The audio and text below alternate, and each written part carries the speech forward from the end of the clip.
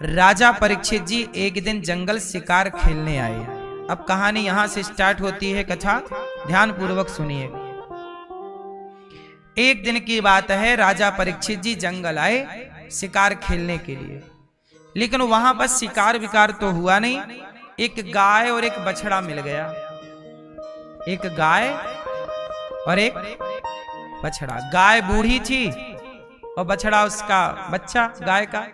दोनों थोड़ा वृद्ध ही थे, बछड़ा भी बूढ़ा ही था, और दोनों को एक काला सा आदमी मार रहा था, लात, गाय को लात मार रहा था और बछड़े को भी लात मार रहा था। वहीं से राजा परीक्षित जी का गुजरना हुआ। परीक्षित जी ने पूछा कि आप गाय को क्यों मार रहे हैं, बछड़े को क्यों मार रहे हैं? तो उस काले व्यक्ति ने कहा, परीक्षित जी ने कहा तुम कौन हो? कहा कि मैं कलियुग हूं। परीक्षित जी ने कहा आप कलियुग हो? हाँ। तो गाय को क्यों मारते हो? कलियुग बोला जहां गाय की सेवा है, गाय है, वहां मैं रह नहीं पाता, इसलिए गाय को मार के हटा रहा हूं। राजा परीक्षित जी ने कहा तुम गाय को मार रहे हो लात से? अभी निकल जाओ मेरे राज्य से, वरना तुम्हारी हत्या कर दूंगा। तलवार निकाल ली। कलयुग डर गया। कौन डर गया? कलयुग। कलयुग बोला महाराज मैं कहां जाऊं, जहां जाता हूं आपका शासन है, कहीं आप से दूर जा नहीं सकता, कहां जाऊं? परीक्षित जी ने कहा अभी निकल जाओ राज्य से। महाराज सारा चारों तरफ आपका ही राज्य है, कहां जाऊं? महाराज मैं बहुत बुरा हूं, पर मुझ में एक अच्छाई है। अच्छा आप लोग बताओ, कलयुग बुरा है कि अच्छा है?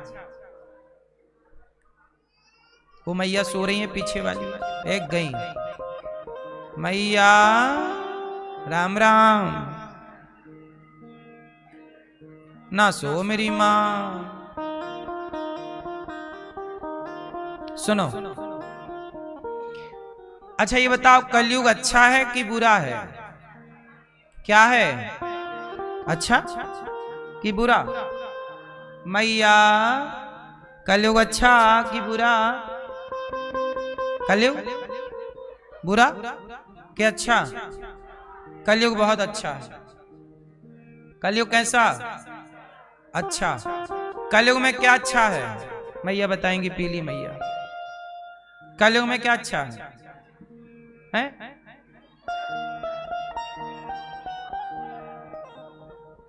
याद बहुत आती है कलयुग में।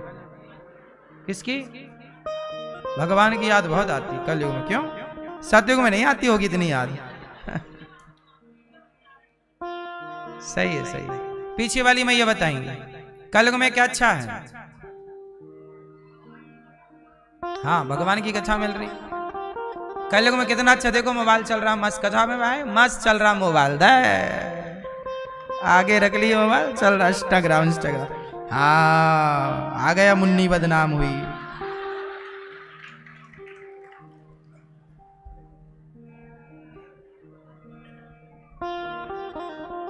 सुनो, कलयुग में सबसे अच्छा है कलयुग केवल नाम आधारा।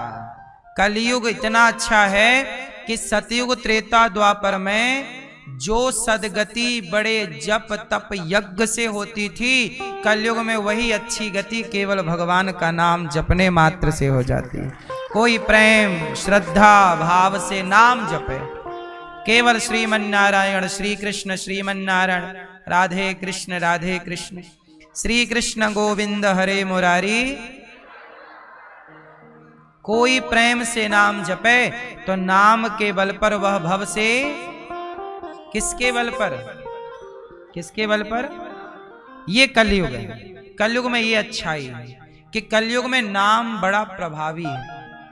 अजामिल जैसा पापी नाम लेके तर गया, बड़ा पापी था। आप जानते हो अजामिल को? क्यों भाई, आप जानते हो अजामिल? भाई आप जानते हो? आप जानते हैं अजामिल को? आपके पड़ोस में रहता था। अजामिल जैसा पापी भी नाम के बल पर तर गया। बड़ा पापी था, पराई औरतों के संग जुआ खेलना, मांस खाना, कोई ऐसा गलत काम था नहीं कि जो उसने ना किया। लेकिन मरते समय धोखे से नारायण उसके बेटे का नाम निकल गया, तर गया। ये कलयुग की अच्छाई है। बात समझ में आई? इसलिए आपसे मेरी हाथ जोड़ के विनती है, काम करो पर चलता रहे भीतर श्रीमन नारायण श्रीमन नारायण। राधे कृष्ण श्री कृष्ण गोविंद हरे मुरारी, हे नाथ नारायण। सीताराम हरि हरि हरि बोल, हरि शरणम हरि शरणम। विष्णु विष्णु जो भी नाम अच्छा लगे, ओम नमः शिवाय, ओम नमः, जो अच्छा आपको लगे। एक नाम, भगवान के सारे नाम प्रिय हैं। आप नाम जपते रहो, काम करते रहो। कलयुग बहुत अच्छा है, बोलो हाँ। राजा परीक्षित जी से कलयुग बोला कि मैं अच्छा हूं, मेरे में ये विशेषता है।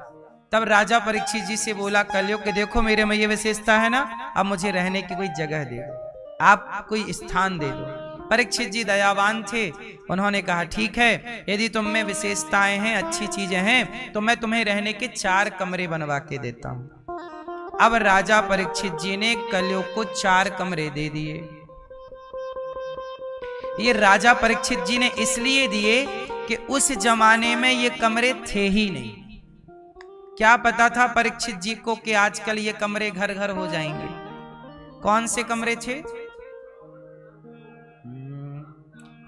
द्यूतम पानम स्त्रियः सूना यत्रा धर्मश्चतुर्विधा।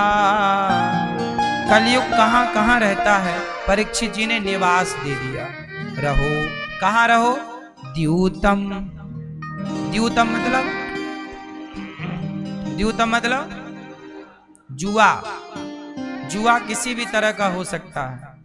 ताश का जुआ, क्रिकेट का जुआ, आजकल क्रिकेट में जुआ होता है, और मोबाइल पर बहुत सारे ऐप आ गए हैं आजकल, ये सब जुआ है। तो द्यूतम जुआ। कलयुग कहां रहता है? जहां जुआ है वहां कलयुग है। इसलिए कृपया विनती है, जुआ ना खेलें। क्या ना खेलें? खेलेंगे तो हमारा कुछ ना बिगड़ेगा। किसका बिगड़ेगा? आपका स्वयं का बिगड़ना है। आप खेलते हैं जुआ क्या ये भैया? खेलते हो क्या? ताश नहीं, ये पीछे वाले भैया क्या खेलते हो? मर्डर मार देते हैं भक्तों का। भक्तों का नाम मर्डर कब से हो गया? पत्तों का। तो ये बुढ़ापे में गेम खेलते हैं। अब बताओ हैं? तो कलयुग आपके खोपड़ी में है।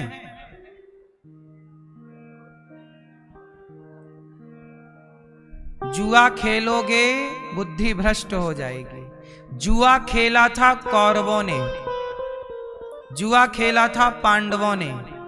कौरवों ने जुआ खेला तो सर्वनाश हुआ, पांडवों ने जुआ खेला तो 12 साल का वनवास, 1 साल का अज्ञातवास। ये जुआ के कारण हुआ। द्रौपदी के कपड़े क्यों उतारे गए? जुआ के चक्कर में। जुआ ना होता तो द्रौपदी का अपमान। सोचिए कितना बुरा है। इतिहास हमारा दर्पण है। मैया शोर ना करो मेरी मां, चुपचाप रहो। इतिहास हमारा क्या है? दर्पण है। इतिहास देख कर भी नहीं सीखे और नहीं सुधरे तो फिर इससे बड़ी मूर्खता क्या हो सकती? सही है? जुआ खेला कौरवों ने, सर्वनाश हुआ। तेरा क्या होगा रे कालिया?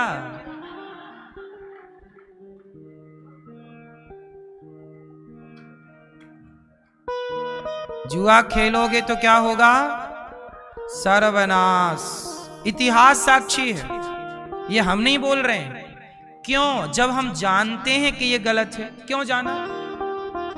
क्यों जाना? इतिहास में ये घटना घट चुकी है ना, आप समझ रहे हो ना, फिर क्यों? इसे तो जानकर कुल्हाड़ी मारना बोलेंगे पांव में।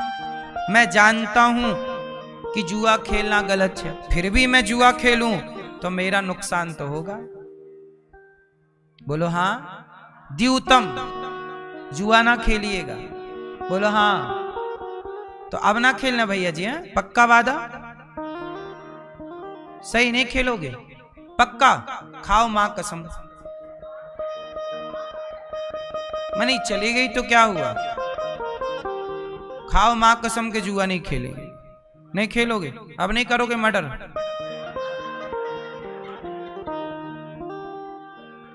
द्यूतम। घरवाली हैं?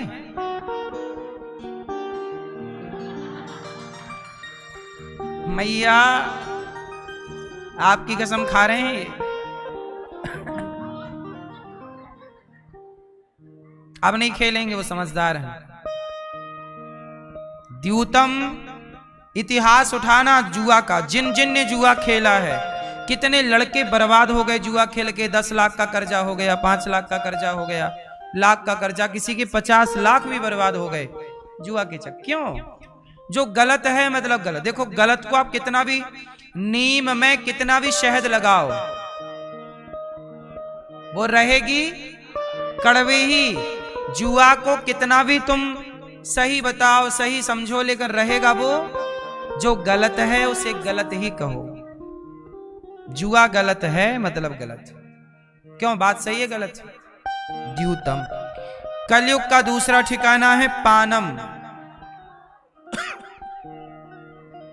क्या है भैया? पानम। पानम मतलब शराब, मदिरा, दारू। शराब ना पीजिएगा। आप में से कोई पीता है क्या? कौन पीता है? सब पीते हैं। आप पीते हो? पीले वाले भैया सही। और ये भैया आप वाले मूछ वाले नहीं पीते? सही। हाँ। और आप भैया? आप जी, आप पीते हो शराब? रोज पीते हो? कभी कभी? कभी कभी। कैसी लगती है पीने में? हैं? मीठी, खट्टी, कड़वी? तो काहे पीते हो? हैं? कड़वी चीज पीना है तो जूड़ी ताप पी लिया करो। अच्छी चीज जूड़ी ताप। क्यों? जूड़ी ताप एक दवाई है ना बुखार की, बड़ी कड़वी रहती है। शराब पीने से फायदा है? काहे पीते हो? अच्छे, शराब पीने से कोई फायदा है? फिर क्यों पीते हो? उत्तर दो। जब फायदा नहीं है, स्वाद भी अच्छा नहीं है, क्यों पीते हो? हैं? हैं? सब लोग चुप रहो, इनको बोलने दो। कभी कभार आपका विवाह हो गया, पत्नी को ही पिलाते हो और बच्चों को? क्यों? बेटा है, बेटी है, बेटा है, उसको भी देते हो शराब? थोड़ी सी चम्मच में दिया करो। कभी कभी उसे भी, आप भी तो कभी कभी पीते हो, कभी कभी उसके लिए भी ले आया करो। ले बेटा, आज तेरे लिए लाया हूं पौआ, पी। अच्छा, शराब पीना सही है? शराबियों का तो नहीं आया फोन? ये बताओ, आप पियोगे कि नहीं शराब? शराब नहीं पियोगे? शराब पीना सही है कि गलत है? गलत है ना? तो अब आप पक्का वादा करो कि शराब नहीं पियोगे। शराब पी के कितने लोग बर्बाद हो गए। मिला क्या? किडनी और खराब हो गई, लीवर और खराब हो गया, घर के जेवर गहने और बिक गए। आपकी तरक्की में बाधा है शराब। सही है कि गलत है? दोस्त यारों के बीच में बैठ के पीते हो कभी कभी। ये दोस्त यार तो चाहते ही हैं कि तुम शराबी बन जाओ। दुनिया आपको बिगाड़ना चाहती है। अच्छा एक बात बताओ, जो आपको शराब पिलाता है वो आपके लिए सही सोच रहे हैं, या जो आपसे कहते हैं भैया शराब ना पियो वो आपके शुभ चिंतक हैं? आपका शुभ चिंतक कौन है? जो पिला रहे हैं वो, या जो मना कर रहे हैं वो? तो हम आपके शुभ चिंतक हैं कि नहीं? और आपके वो दोस्त जो आपसे कहते हैं यार पी लो क्या होता है, ये दोस्त नहीं है, ये दुश्मन है। किसी का बिगाड़ना हो उसे शराबी बना दो, खत्म हो जाएगा।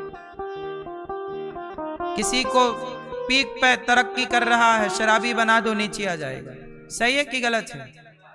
लेकिन आप कभी किसी को शराब ना पिलाना, किसी को उठते हुए को गिराना मत। आपके जो दोस्त आपको शराब पिला रहे हैं वो सब चाहते हैं कि आप तरक्की ना करें, नीचे रहें, क्योंकि असफल व्यक्ति कभी नहीं चाहेगा कि आप सफल हों। वो चाहेगा मैं असफल हूं, तुम भी मेरी तरह रहो। सफल व्यक्ति ही आपको सफलता देखना चाहेगा, सफल देखना चाहेगा। असफल व्यक्ति कभी आपको सफल होने क्यों देगा?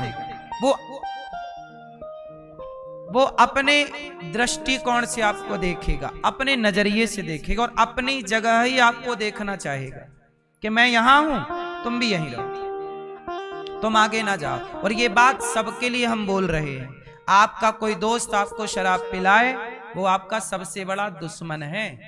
क्यों जी? बात सही। चलो दोस्त किसे कहते हैं, जरा दोस्त की परिभाषा आप दो। दोस्त किसे कहते हैं? मित्र। देखो चुप रहिएगा, सब लोगों से मेरी विनती है, मैं हर बात 1-1 करोड़ की बता रहा हूं आपको।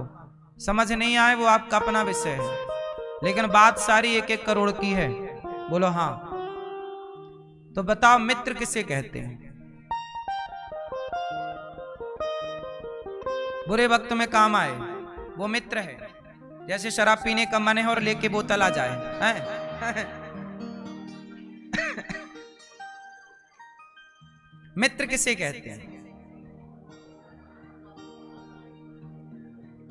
मित्र किसे कहते हैं? मित्र किसे कहते हैं? बुरे वक्त में काम आए वो तो मित्र है, ये तो है ही परिभाषा, इससे कोई नकार नहीं रहा है। जो ना मित्र दुख हों ही दुखारी, तेना ही विलोकत पातक भारी। ये तुलसीदास जी लिख रहे हैं, राम जी कह रहे हैं सुग्रीव को कि मित्र तू मेरा मित्र। लेकिन एक परिभाषा सुनो, याद कर लेना ये परिभाषा। मित्र किसे कहते हैं? जो, अच्छा एक बात बताओ, इतिहास में एक मित्रता याद की जाती है। एक मित्रता तो कृष्ण और सुदामा की है, लेकिन एक मित्रता कर्ण और दुर्योधन की है। कर्ण और, अच्छा ये बताओ, कर्ण और दुर्योधन की मैं बात करूं यहां पर, कर्ण और दुर्योधन की मित्रता, ये मित्रता सही है कि गलत है? कर्ण ने दुर्योधन का साथ दिया, मरते वक्त तक साथ दिया। बताओ कर्ण सही है कि गलत है? हैं? कर्ण सही है या गलत है? बस इतना सा प्रश्न है, बोलो। कर्ण ने मित्र का साथ दिया, अब बताओ सही है कर्ण की गलत है? मैया क्या बोलती तू? क्या है कर्ण?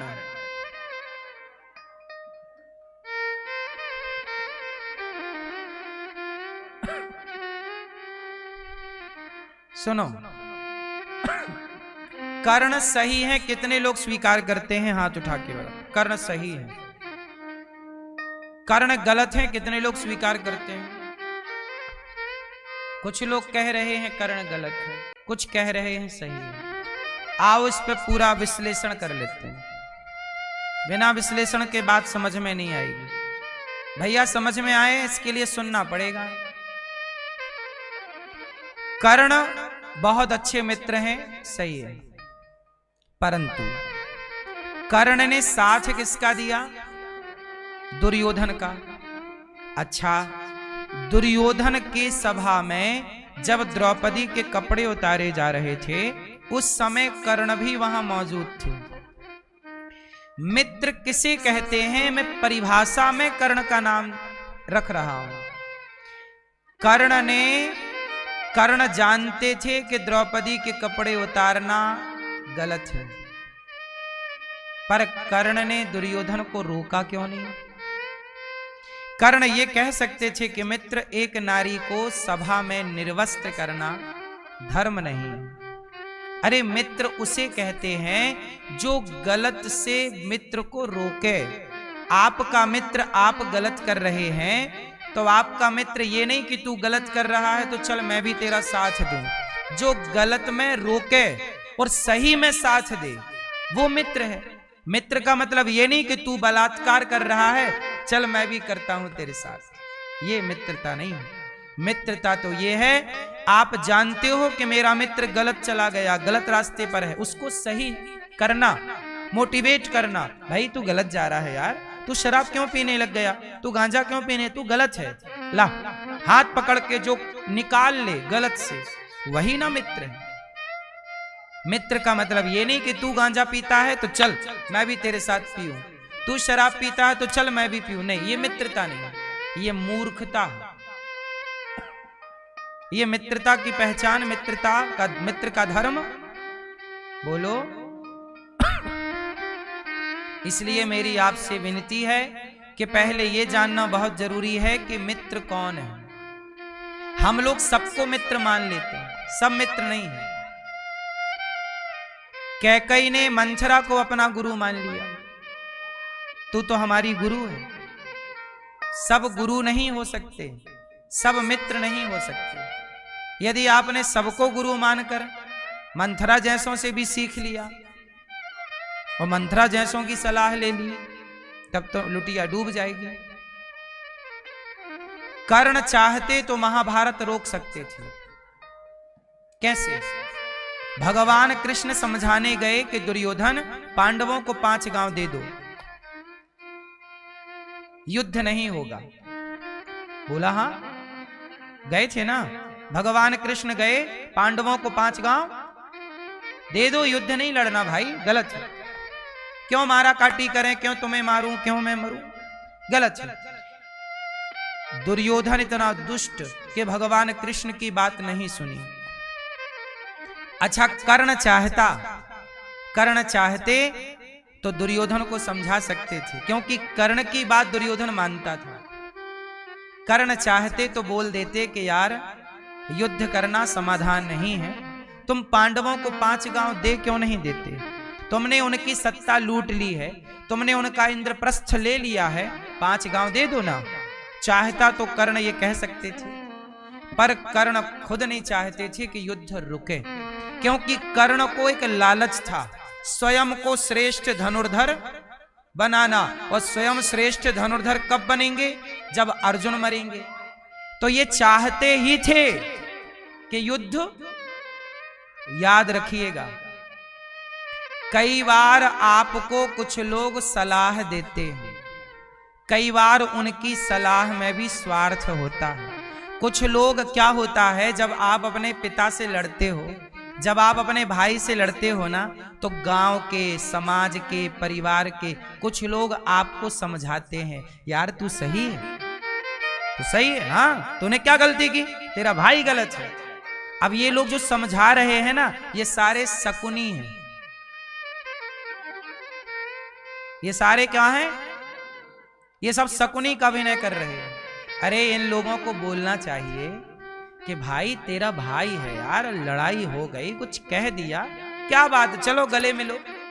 जो गले मिलाए वही ना इंसान है। जो तुम्हारी लड़ाई में, कई लोग तुम्हारी लड़ाई का फायदा उठाते हैं और वो चाहती हैं कि तुम एक ना हो पाओ, क्योंकि तुम्हारे लड़ने से उनका, यही अंग्रेजों ने किया था, फूट डालो शासन करो। इतनी सी बात तुम समझ नहीं पाए, इतना सा तुम देख ना पाए, इसीलिए तो हम कहते हैं कि तुम्हारी आंखों से कुछ दिखता है तो कुछ नहीं दिखता। तो जो नहीं दिखता वो भी दिखे, इसके लिए सत्संग करना चाहिए। समाज में ऐसे लोग हैं जो आपके भाई भाई में, पति पत्नी में, माता पिता में, परिवार में फूट डालना चाहते हैं। बोलो हाँ। अब जैसे एक छोटा सा उदाहरण मैं आपको देकर समझा दूं। हो सकता है मेरा ये उदाहरण गलत हो, सही हो तो आप समझ लीजिएगा, गलत हो तो मेरी बात मुझे वापस कर दीजिएगा। जैसे पति पत्नी की हुई लड़ाई, एक उदाहरण दे रहा हूं मैं आपको, सिर्फ पति पत्नी की लड़ाई हुई, जरा सी बात थी, पत्नी चली जाती है मायके, और मायके में माँ बोलती है, पिता बोलते हैं, भाई पूछता क्या हुआ, वो बोलती है मेरा तो सम्मान नहीं है ससुराल में, सास ने तो ऐसा बोल दिया, ससुर ने ऐसा कह दिया और पति ने ऐसा कह दिया। उस समय लड़की के माता पिता क्या बोलते हैं, अरे तेरे पति की हिम्मत कैसे हुई कि ऐसा कह दिया, तेरी सास की हिम्मत कैसे हुई ऐसा कह दिया। समझ लो कि इस तरह समझा रही है यदि मां, तो ये मां नहीं है, मां के रूप में मंथरा है। समझाना ऐसे चाहिए कि बेटा लड़ाई सबके घर होती है, सास सबकी ऐसी ही होती है, पति पत्नी में लड़ाई ऐसे ही होती है बेटा। दो बात तुम सुन लो, दो बात बुला लो अपने दामाद को, प्यार से समझा दो कि भैया हमने अपनी बेटी आपको दी है, जिस बेटी ने माता पिता परिवार का त्याग किया है अपने पति के लिए, उस पति का धर्म है कि वो अपनी नारी का सम्मान करे, वो नारी की इज्जत करे। इस तरह से समझा बुझा के भी बात बन सकती है, लेकिन आदमी वहां अकड़ जाता है और उस अकड़ में अपने हंसते खेलते घर में आग लगा के और पूरे रिश्ते समाप्त कर लेता है। और फिर लोग उम्मीद करते हैं कि चलो जी तुमसे तलाक लेंगे, और तलाक लेने के बाद साल 2 साल के अंदर आप दूसरा लड़का ढूंढने लग जाते हैं। तो क्या गारंटी है कि जो दूसरा वाला मिलेगा वो नहीं डांटेगा, या दूसरी वाली जो औरत आएगी, पत्नी आएगी, वो तुम्हें कुछ अपशब्द नहीं कहेगी? इसकी गारंटी कौन लेगा? सारी जिंदगी बर्तन यदि एक साथ हैं तो खटपट होगी। बोलो हाँ। घाव हो जाता है तो हम घाव होने से हाथ नहीं काटते, उस पर दवाई करके उसका इलाज करते हैं। रिश्ते खराब हो गए तो रिश्ते त्यागते नहीं हैं, उन्हें समझा बुझाकर ठीक करने का प्रयास करते हैं। और ठीक क्या नहीं हो सकता, ठीक क्या नहीं हो सकता ये बताइए? बोलो मां मेरी मैया, ठीक क्या नहीं हो सकता? टूटी हड्डी जुड़ सकती है तो टूटे रिश्ते क्यों नहीं जुड़ सकते? प्रकृति कैसी है, हड्डी टूट गई ना आपकी, 2 टुकड़े हो गई, तो 2 टुकड़े हड्डी भी जुड़कर एक हो सकती है, हो जाती है और नेचुरल होती है। प्लास्टर चढ़ा दिया सही जगह चिपका के, खत्म बात। प्रकृति अपने से उसे ठीक करती है, शरीर अपने से उसे ठीक करता। बोलो हाँ।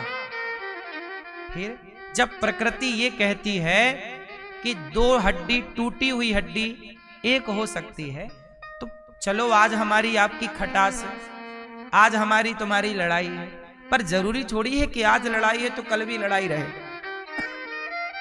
हम कल एक भी तो हो सकते हैं, एक होने की संभावना भी तो है। बोलो हाँ। यदि आप चाहो तो सारी संभावनाएं हैं, और आप चाहो ही ना तब कोई संभावना नहीं। इसलिए भगवान कृष्ण शांति दूत बनकर के गए कि महाभारत से पहले मैं शांति दूत बनकर जाऊं, कल को दुनिया ये ना कहे कि आपने प्रयास नहीं किया था। मैंने तो प्रयास किया जोड़ने का, टालने का, महाभारत टालने का। अब फिर भी तुम्हारी मूर्खता, तुम्हारी अज्ञानता, तुम्हारा एटीट्यूड, दुर्योधन का अभिमान और कर्ण की अज्ञानता, कर्ण का ये घमंड कि मैं सबसे बड़ा बलवान हूं, कैसे साबित होऊंगा? मैं अर्जुन को मारूंगा। अपने को बड़ा मानने, अपने को बड़ा साबित करने के चक्कर में करोड़ों निर्दोष लोगों की हत्या हो गई। कितनी सेना मारी गई, कितने लोग मारे गए, कितनी माएं स्त्रियां विधवा हो गईं, कितनों के बेटा चले गए, भाई चले गए, बच्चे अनाथ हो गए। केवल एक कर्ण को अपने आप को खड़ा करना चाहता कि जी मैं बड़ा हूं, मैं श्रेष्ठ धनुर्धर हूं। इसलिए मेरी मां, कई बार व्यक्ति का स्वयं का अहंकार औरों को ले डूबता है। उदाहरण दूसरा देखिए, गलती रावण ने की, सीता मां को चुरा लिया। रावण की गलती का परिणाम क्या हुआ? रावण के 1,00,000 बेटे जो कि निर्दोष थे सारे मारे गए। 1,25,00,000 नाती जो कि निर्दोष थे सभी मारे गए। लंका की सेना जो कि निर्दोष थी सभी मारी गई। किसके चक्कर में? एक आदमी, एक वो व्यक्ति जिसको सुधरने का मौका राम ने दिया। हनुमान जी गए, भैया मान जा, सीता मैया वापस कर दे। अंगद जी गए, भैया मान जा, वापस कर दे। बार बार समझाया है राम जी ने रावण को, बार बार समझाया है भगवान कृष्ण ने दुर्योधन को। याद रखिएगा, जब आप लोग भी कुछ गलत करते हो तब बार बार आपकी आत्मा, आपका गुरु, आपकी माता, आपके पिता, आपके अच्छे मित्र समझाते हैं यार ये मत कर, पर आप नहीं सुनते। मैं समझा रहा हूं शराब ना पियो, मांस ना खाओ, गलत ना करो, लेकिन आप नहीं सुनते और गलत करते हैं और बाद में आप परिणाम भोगते हैं, तब आप रोते हैं मेरे साथ ऐसा हुआ। जब समझाया जा रहा था क्यों नहीं समझा? कर्ण को भी समझाया था भगवान कृष्ण ने कि देख कर्ण, तू कुंती का बेटा है, राधे नहीं। रावण को भी समझाया, दुर्योधन को भी समझाया। ऐसे प्रकृति हमें भी समझाती है, गुरु के माध्यम से, माता पिता के माध्यम से, बड़े बुजुर्गों के माध्यम से। हम लोग नहीं समझते, हमके लगता है यार ये तो गधा मूर्ख है, हम ही होशियार हैं। और गलती आप करते हैं और बाद में परिणाम बुरा होता है, फिर आप रोते हैं। फिर दोष किसे देते हैं? काल ही कर्म ही ईश्वर ही, मिथ्या दोष लगाए। काल, कर्म और ईश्वर को लोग मिथ्या दोषी मानते हैं कि उनके कारण हुआ। अब मैं आता हूं पुनः उसी बात पर। बताइए, दुर्योधन चाहते तो महाभारत टल जाता कि नहीं? दुर्योधन नहीं, कर्ण दुर्योधन को सही गाइड कर देते, शिक्षा दे देते, नहीं मित्र ऐसा नहीं करना चाहिए। लेकिन उन्हें तो खुद को बड़ा धनुर्धर साबित करने की पड़ी थी ना, कि मैं अर्जुन को मार दूंगा तो दुनिया का सबसे श्रेष्ठ धनुर्धर मैं हूं। ये अपने को बड़ा करने के चक्कर में लोग दूसरे को मारना चाहते हैं। और हम ये कहते हैं कि अपनी लकीर बड़ी जरूर करनी चाहिए, पर दूसरे की लकीर को छेड़े बिना, उसे छेड़िए मत, आप बेहतर करिए। लड़ाइयां लड़नी जरूरी हैं, पर वो लड़ाइयां लड़िए जो धर्म है। व्यर्थ में क्यों लड़ना है ना मेरी मां? तो मित्र कैसा है? जो गलत से रोके, जो गलत में आपका सहयोगी बन जाए, वो मित्र नहीं। इसलिए कहता हूं उसे मित्र मत मानिए जो आपको शराब पिलाता हो, गांजा पिला, वो आपका दुश्मन है। प्रिय भक्तों, राजा परीक्षित जी ने कलयुग को पहला ठिकाना दिया जुआ, द्यूतम, दूसरा शराब। शराब ना पीजिएगा, मित्रों के चक्कर में ना पड़िए, ये गधे आपको नाश करना चाहते हैं। द्यूतम पानम, छोरा बैठ जाओ लाला। द्यूतम पानम, स्त्रियः, कलयुग का तीसरा स्थान है स्त्रियः। स्त्रियः मतलब पर नारी, पर पुरुष। स्त्रियः मतलब बोलो मेरी मां। पर नारी पर पुरुष, पर नारी पैनी छुरी, तीन तरफ से खाए, धन हरे यौवन हरे, घोर नरक ले जाए।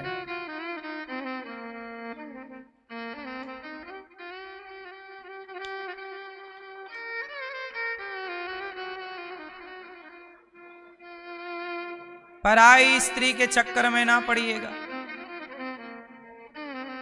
मैया काहे तुम लड़ रही हो मेरी मां? चुप नहीं रह सकती हो? तुम्हारी बहू के साथ तुम क्या व्यवहार करती होगी और सास के संग? कौन बोल रहा है इतना ज्यादा? पीली मैया हैं? मैया वृंदावन आके भी तुम लड़ रही हो, बताओ।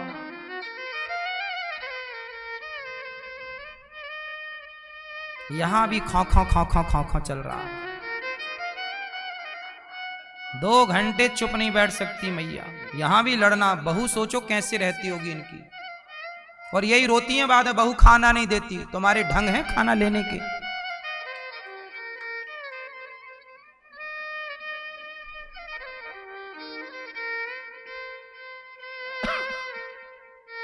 सुनो,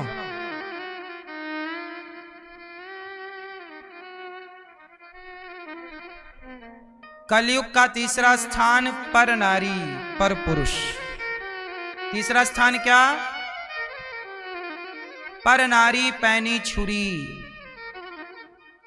रावण पड़ गया पराई स्त्री के चक्कर में, सर्वनाश हो गया। आप तो नहीं पड़े? क्यों? आप लोग तो नहीं देखते पराई औरत? क्यों भैया? सामने वाली खिड़की में एक चांद का टुकड़ा रहता है। ये गाना कौन गा रहा था? हैं? पराई के चक्कर में जो पड़ा नाश हुआ। और मैया आप लोग भी ना पड़ जाना। आजकल मैया लोग भी अपने वाले को तो ड्रम में पैक करके, हाँ, बगल वाला जिंदाबाद।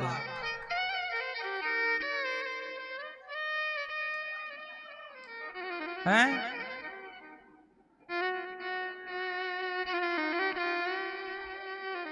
आजकल देखो, पहले तो पुरुषों को समझाना पड़ता था, आजकल माताओं को भी समझाना पड़ता है। आजकल पता नहीं माताओं को क्या हो गया।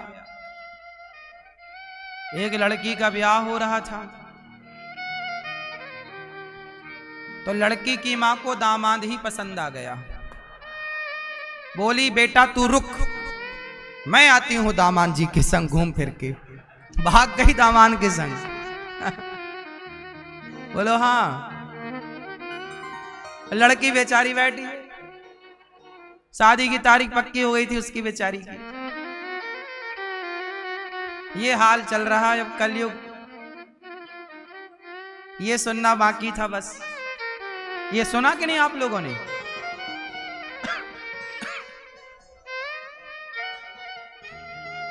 तो चाहे स्त्रियां हों चाहे पुरुष, दोनों ही खतरे में हैं यदि आप पर के चक्कर में पड़ गए। पर पुरुष और पर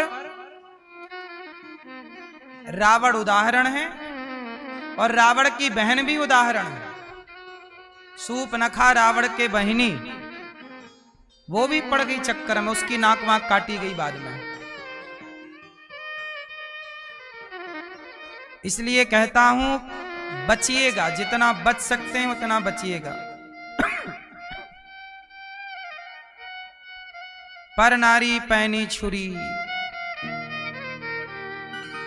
इसलिए विवाह कर लो, अपनी पत्नी के संग रहो, अपने पति के साथ रहो। और यदि तनिक भी तुम्हारा मन भटका तो देख लेना सर्वनाश होगा।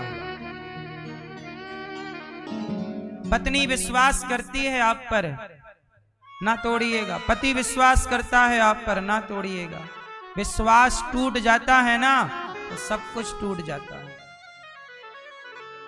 आजकल बच्चे क्या कर रहे हैं कुछ बच्चे अपने माता पिता का भरोसा तोड़ देते हैं। माँ बाप को बड़ा भरोसा है कि मेरा बच्चा अच्छा है, मेरा बच्चा बड़ा आज्ञाकारी है, मेरा बेटा धोखा नहीं देगा। कई बार लड़कियां लड़के मनमाने तरीके से किसी लड़की किसी लड़के के संग भाग जाते हैं। माँ बाप के सपने टूट जाते हैं, माँ बाप जीते जी मर जाते हैं। समाज में इज्जत समाप्त कर देते हैं कुछ बच्चे।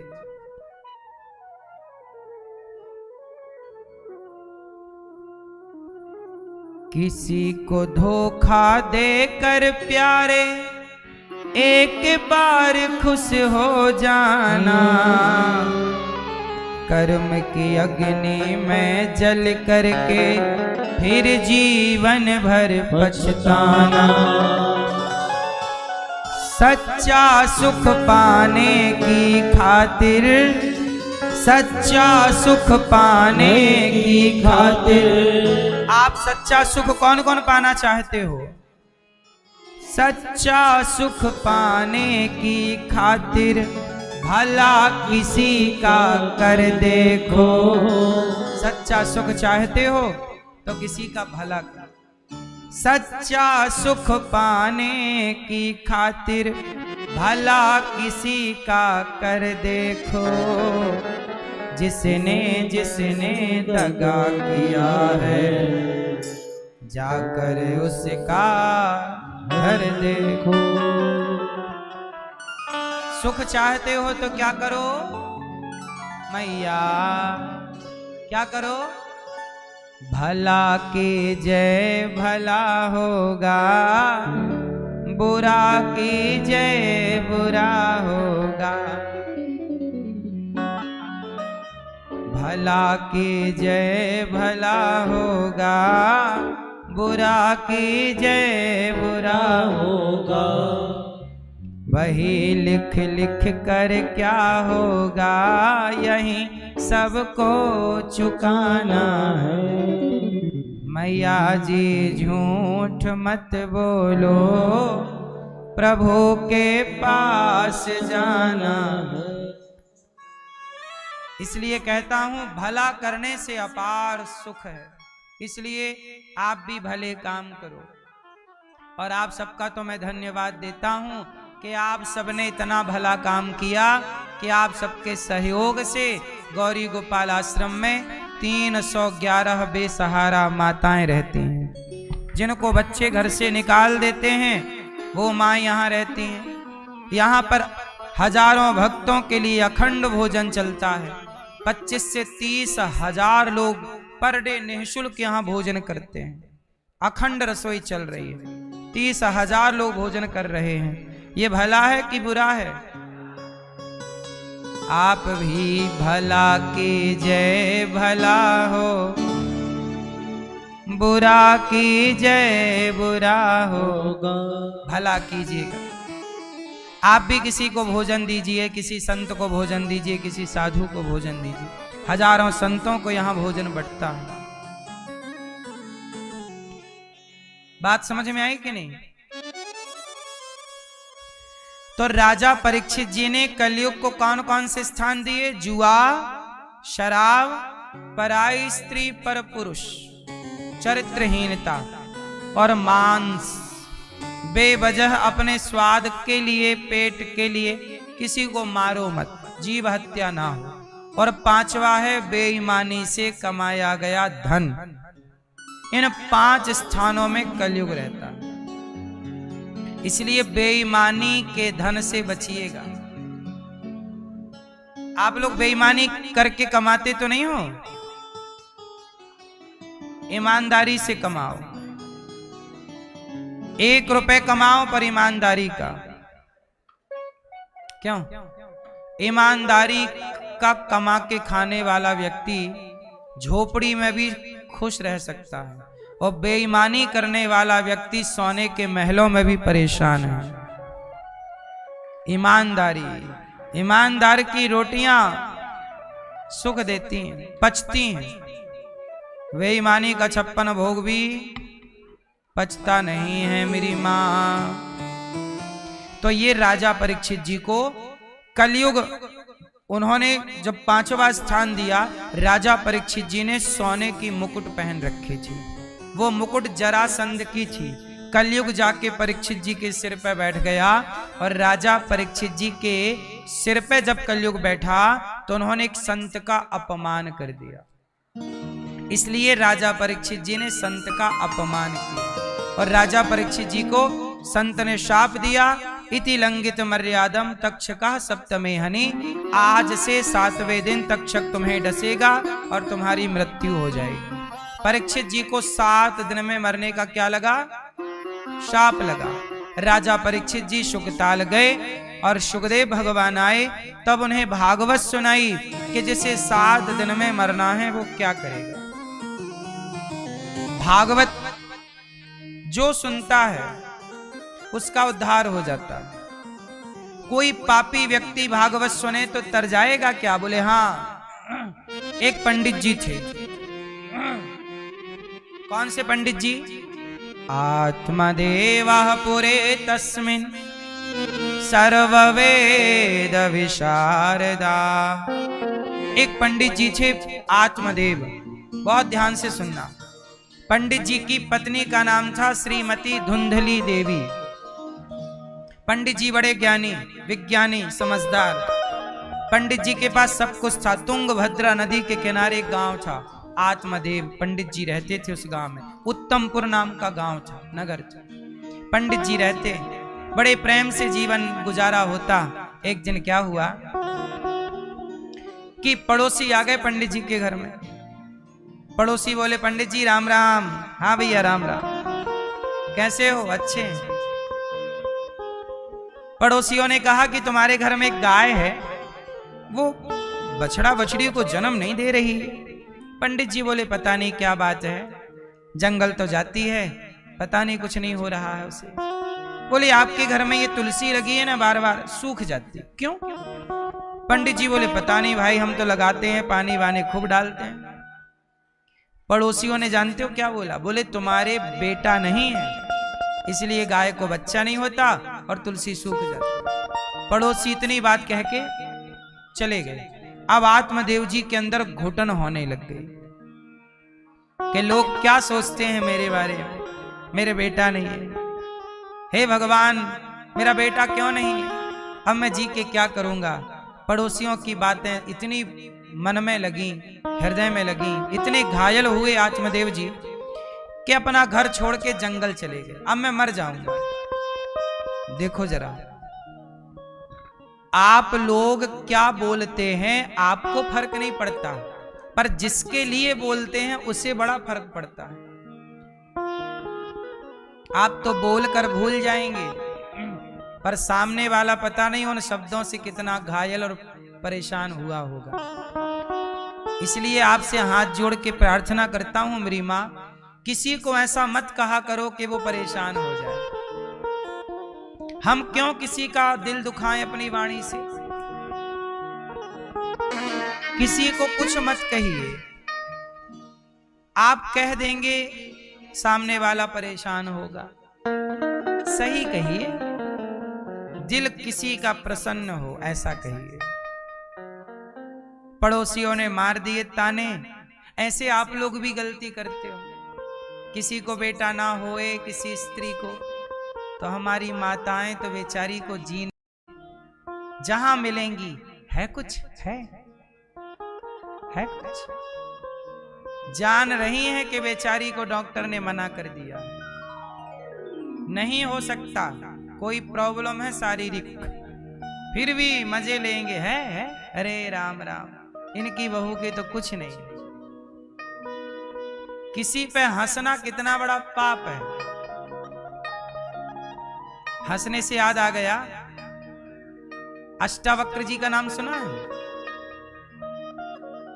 अष्टावक्र जी हैं कहोड़ ऋषि के पुत्र। उनके पिता को ना शास्त्रार्थ में जनक के यहां वो शास्त्रार्थ में हार गए तो जनक के यहाँ एक पंडित थे ज्ञानी, वहां का नियम था जो हार जाएगा उसे पानी में डुबा दिया जाए, मार दिया जाए। तो कहोड़ मतलब जब अष्टावक्र जी अपने मां के पेट में थे ना, तब इनके पिताजी शास्त्रार्थ में हार गए और उन्हें मार दिया गया। जब ये बड़े हुए 8-10 साल के, तो इन्होंने अपनी मां से कहा, मां मेरे पिताजी कहाँ हैं? कौन? उनका नाम अष्टावक्र क्यों है? क्योंकि वो 8 जगह से टेढ़े थे। आप ये कह सकते हैं कि वो हाथ टेढ़ा, ये कमर टेढ़ी, कुबड़ कह सकते हैं, कुबड़े थे, 8 जगह से टेढ़े थे। चलते थे ना तो उनका शरीर 8 जगह से लचकता था। देखने में अच्छे नहीं थे, दिखने में भी अच्छे। अब जो 8 जगह से टेढ़ा होगा, काले, पर वो बड़े ज्ञानी थे। एक दिन मां से कहा, मां मेरे पिताजी कहाँ हैं? मां ने कहा, बेटा पिताजी हैं, तुम अभी पढ़ो, पढ़ लिख के वो योग्य हो गए। मां मेरे पिताजी कहाँ हैं? मां ने कहा, बेटा क्या करोगे जान के पिताजी का? ना मां मुझे जानना। तब मां ने जबरदस्ती की, मेरे पिता कहाँ बता। मां ने तब बताया कि तुम्हारे पिता जनक की सभा में गए थे और वहां बंदी नाम का एक विद्वान पंडित, उन्होंने तुम्हारे पिता को शास्त्रार्थ में हरा दिया और वो पानी में डूब गए, उन्हें डुबा दिया, मर गए। अष्टावक्र जी बोले, मैं जाऊंगा। मां बोली, बेटा मैं पति गवा चुकी हूं, पुत्र नहीं, तुम ही तो मेरा सहारा हो। अब देखना, हंसने से मुझे ये बात याद आई, आप भी जरा हंसिएगा, सुनिएगा कि हंसना भी क्या है। हंसना चाहिए वहां जहां हंसने की बात हो, जरूर हंसते रहना चाहिए, जरूर हंसना चाहिए वहां जहां हंसने की बात है।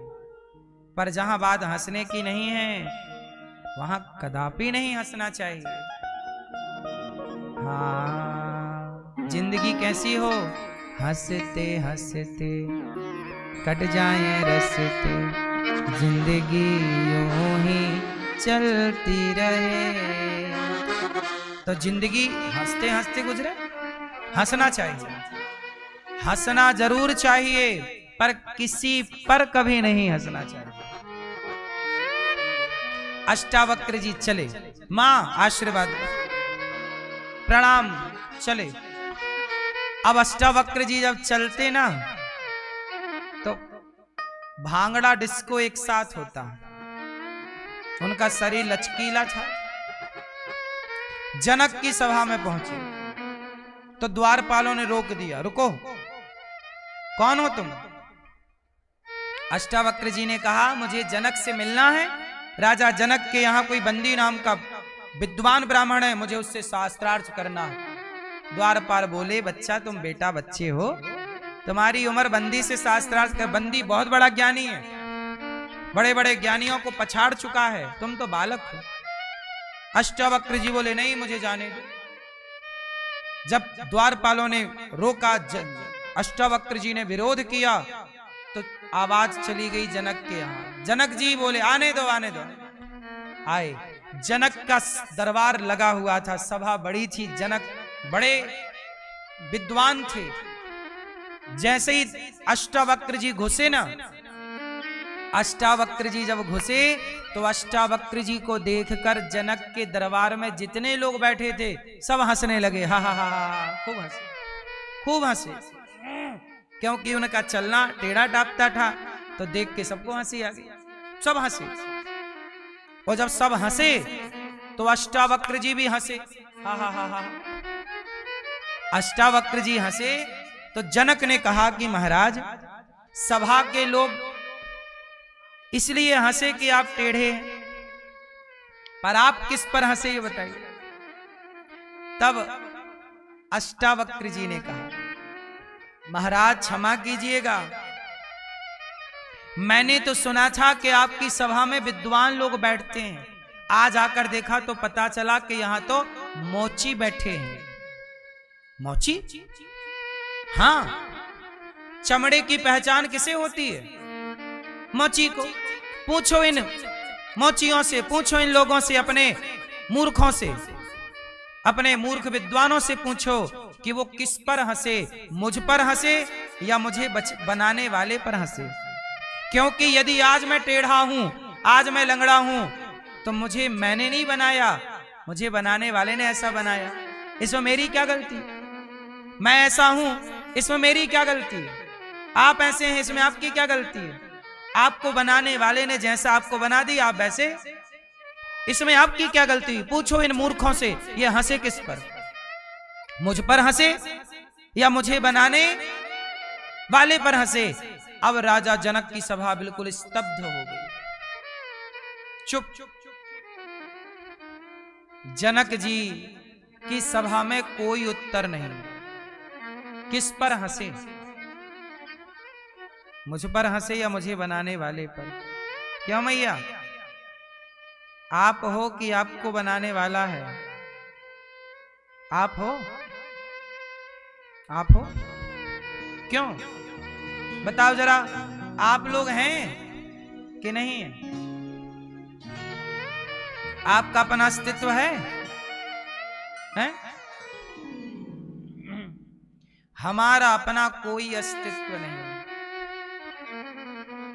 हमारा रूप रंग हमने डिसाइड नहीं किया, हमारी आंख कान हमने डिसाइड नहीं किए, हमारे हाथ पांव हमने डिसाइड नहीं किए। किसी के एक हाथ में 6 उंगलियां होती हैं, बोलो हाँ, तो क्या उसने डिसाइड किया था कि 6 होने चाहिए? किसी के 5 है, बोलो हाँ। कोई लंगड़ा है तो क्या उसने डिसाइड किया था कि मैं लंगड़ा हूं? कोई अंधा है, कोई बहरा है, कोई अपाहिज है, कोई कैसा है? कोई 2 बच्चे एक साथ पैदा हुए पर दोनों जुड़े हैं, ऐसे भी लोग हमने देखे हैं।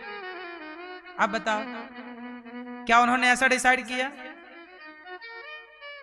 इसका मतलब है कि हमारा अपना कोई अस्तित्व, हमें बनाने वाले ने जैसे बना दिया, तो पूरी पूरी भूमिका आपकी है कि भगवान की है?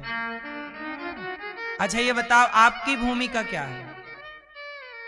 आपका अपना अस्तित्व क्या है? आपसे सवाल, अस्तित्व भगवान का है कि आपका है? आप क्या है फिर? ढांचा भी आपका है? ढांचा भी आप बनाते हो?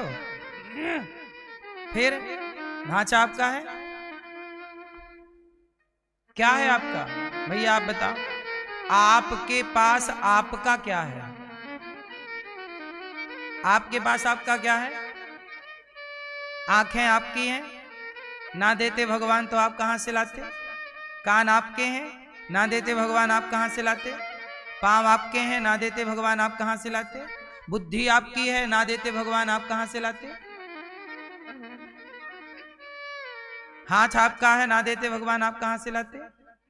क्या आपका है आप बताओ? इसलिए आप जीरो हैं, हम जीरो हैं। हमारे जीरो के साथ कौन जुड़ा है? अंक। जीरो के साथ 1 खड़ा हो जाता है तो 0 10 हो जाता है, और 1 हट जाए तो 0 0 है। ऐसे हम 0 हैं और भगवान 1 हैं, तो भगवान 1 और हम 0, हम दोनों हो गए 10। इसलिए भगवान का अस्तित्व है, हमारा कोई अस्तित्व, उनसे हम हैं, हमसे कोई नहीं है। अंक से 0 है, बोलो हाँ, वरना अपना 0 का अपना कोई अस्तित्व, अंक ना हो तो 10 शून्य भी 0 ही रहेंगे, बोलो हाँ। और 1 है तो 0 10 गुना बढ़ेंगे, 1 0 में 10, 2 शून्य में 100, 3 शून्य में 1000। बोलो हाँ। शून्य 10 गुना बढ़ता है यदि आगे अंक हो तो। ऐसे आगे कृष्ण है, पीछे हम हैं, तो आपका भी परिवार व्यापार 10 गुना बढ़ेगा। लेकिन कब? जब आपके आगे। इसलिए अपने को आगे मत करिएगा। महाभारत में आगे अर्जुन थे कि कृष्ण? उत्तर। आगे कौन है? हाँ, महाभारत में आगे कौन है? कृष्ण आगे हैं, अर्जुन हाँ 0 पीछे रहता है। अंक बस इतना समझ लो कि खुद आगे मत हो जाना। आपका अपना कोई अस्तित्व, जो कुछ है मेरा, मुझ में कुछ नहीं, जो कुछ है तेरा, तेरा तुझको अर्पण क्या लागे मेरा। यही है। इसलिए मेरी मां, आप किसी को देखकर हंसते क्यों हैं? अष्टावक्र जी गए, हंसे, उन्होंने उत्तर बोल दिया कि भाई किस पर हंसे, सब चुप। बाद में वो बंदी नाम के विद्वान आए, अष्टावक्र जी ने उन्हें हरा दिया, शास्त्रार्थ में पराजित कर दिया। वो कहने लगी कि अब मैं पानी में डूब के मर जाऊंगा। अष्टावक्र जी बोले तुझे मारने नहीं आया, तेरे अभिमान को मारने आया हूं, और वो मर गया। हम आपको मारना नहीं चाहते, आपके अभिमान को मारना चाहते हैं। आप बुरे नहीं हैं। इस धरती पर कोई व्यक्ति बुरा नहीं होता, व्यक्ति के विचार बुरे होते हैं, और जो विचार होते हैं वही काम व्यक्ति करता है। आप बुरे हैं क्या? नहीं, आपके विचार बुरे हो। रावण बुरा नहीं था, रावण के मन में विचार आ गया सीता मां को चुराने का। ये विचार नहीं आता तो रावण अच्छा था। दुर्योधन के अंदर विचार आ गया कि वो पांडवों की संपत्ति हड़प ले, द्रौपदी के कपड़े उतारे। ये विचार ना होता तो दुर्योधन में क्या बुराई थी। इसलिए व्यक्ति बुरा नहीं होता। कौन बुरा होता है? इसलिए कहते हैं बुरे विचारों का विसर्जन करो, बुरे विचार त्याग दो, अच्छे विचार ग्रहण करो। असतो मां सद्गमय, तमसो मां ज्योतिर्गमय। अंधकार से हम प्रकाश की ओर जाएं, अज्ञान से हम ज्ञान की ओर जाएं। बोलो हाँ। अब देखो, आत्मदेव जी को पड़ोसियों ने कह दिया कि तुम्हारे बेटा नहीं है। मैया आप लोग तो नहीं हंसती हो ना किसी पे? बेटा नहीं। अच्छा, किसी को बेटा नहीं होता। क्यों नहीं होता किसी को बच्चा मैया? किसी को बेटा नहीं होता। बोलो हाँ, बच्चा नहीं होता, लड़का लड़की कुछ भी। क्यों नहीं होता? क्यों नहीं होता? किसी को होता है, किसी के 4 बच्चे हैं, किसी के एक भी नहीं है। विधाता कैसा न्याय है आपका? किसी को है तो 4 है, 5 है, 2 3, किसी को एक भी नहीं है। क्यों ऐसा? क्यों?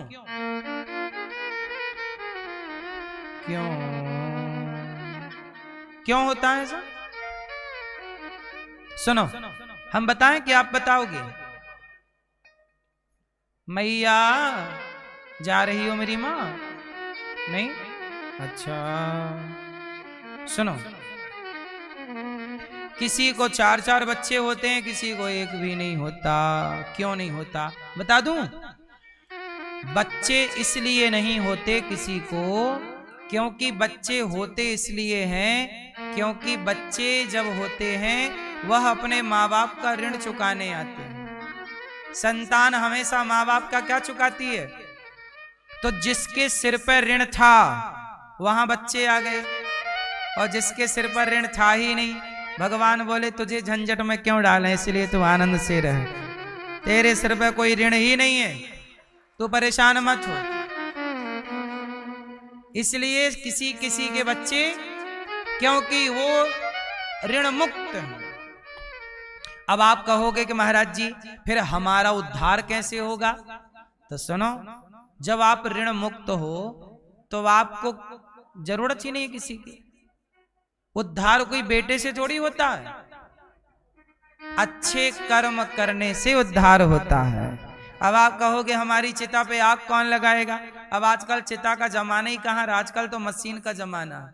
एक तरफ से आदमी डालो, दूसरी तरफ से राख निकलती है, हाथों हाथ। एक सज्जन रो रहे थे, महाराज जी बच्चा नहीं हमारे, मर जाएंगे, आग कौन लगाएगा। हमने कहा तुम मरो तो आग लगाने वालों की कमी है। आज मरने से पहले ही लोग आग लगा दे रहे हैं। अभी धर्मेंद्र जी मरे नहीं थे कि मीडिया वालों ने मार दिया, मर गए। आजकल तो जल्दी है सबको, कम मरे हैं, है ना?